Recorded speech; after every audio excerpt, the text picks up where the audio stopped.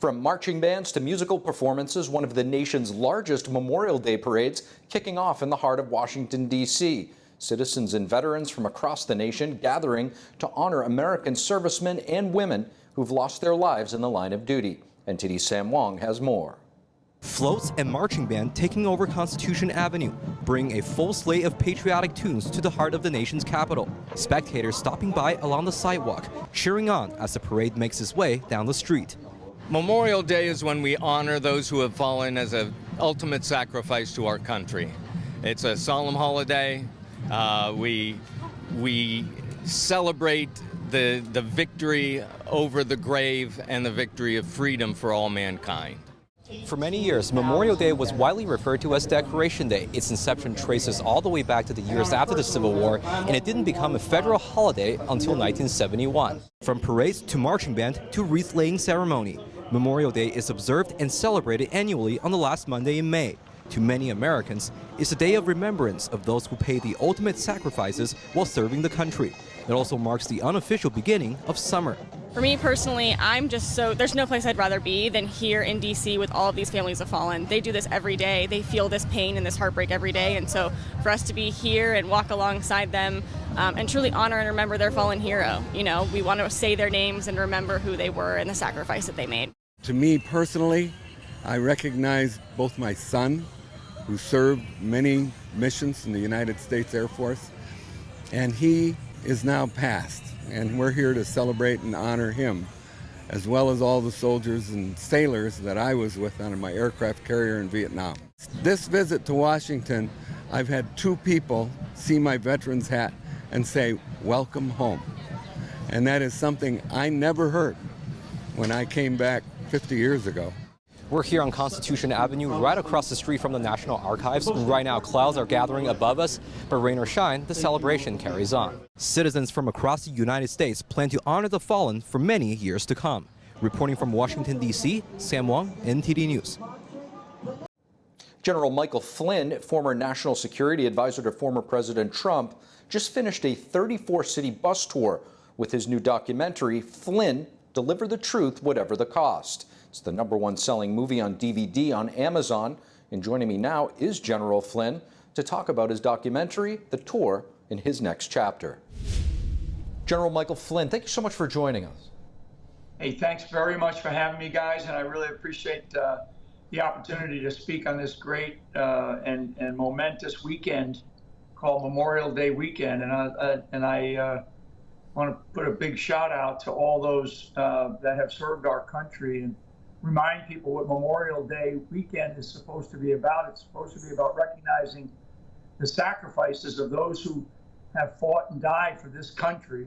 Memorial Day goes back to the celebration of really the Union soldiers who fought and died during the Civil War, after the Civil War, that they declared to have this Memorial Weekend. They called it, I think, Celebration or Declaration Weekend.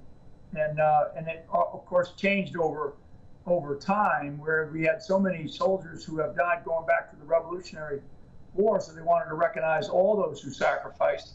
The essence of Memorial Day weekend is to recognize all those who have fought and died for our country and sacrificed for our country, so we could have the freedoms that we have. I tell people to remember those who have fought and died for our country.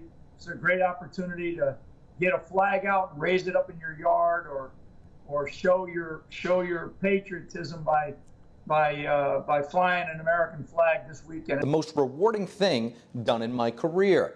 That's how our next guest describes his time working at national cemeteries. Tom Ruck, special advisor at the Department of Homeland Security, joins us next.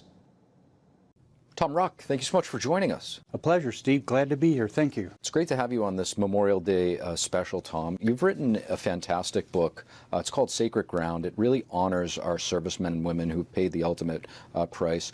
Why was it so important for you to write this book? It was an interesting story, Steve. I was at dinner in Los Angeles many years ago, and I wanted to do something that honored America's veterans. And I guess I could have picked ships or monuments or anything else, but it just came to me, national cemeteries. got up the next morning, ready to fly back to the East Coast. I saw that piece of paper with this idea, and I was a sales manager. I'm not an author by trade. And I said, you know what? We need to do this. Our veterans need to be remembered because they're slowly not being remembered. And that started about a 4-year journey to get the book published. Tom, your book also supports the Freedom Alliance Scholarship. What are the main factors that are contributing to this fund? Well, you know, when I had the chance to write the book, I didn't want to make any money off of it. Our veterans paid the price. We need to pay back our price to them. So I wanted to look for an organization that gave back to them. And the Freedom Alliance Foundation Scholarship Fund at that time was giving scholarships to kids who lost their parent or their parent was severely injured while wearing the uniform of our country. And I thought that'd be a great organization to support. You know, data right now is showing a troubling rise in veteran homelessness. What do you think are some of the main reasons that this is taking place in America? Well, I think that's a whole conversation for another episode of this TV program, but I think we have to look at America in general.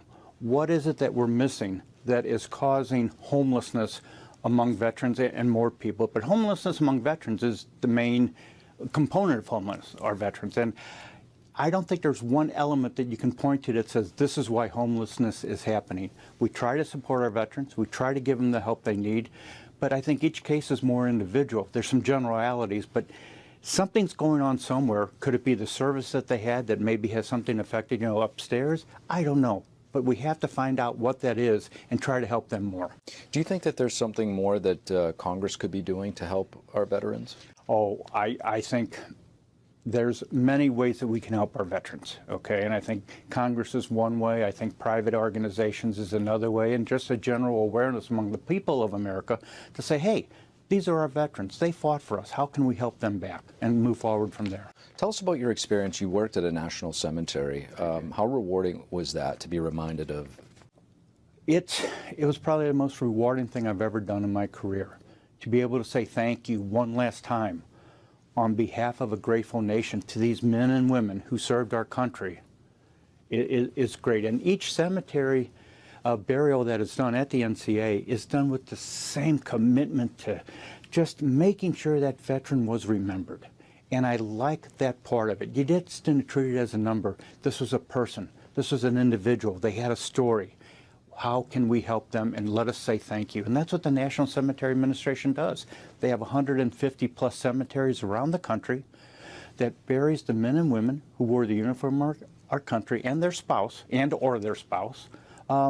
with dignity and respect.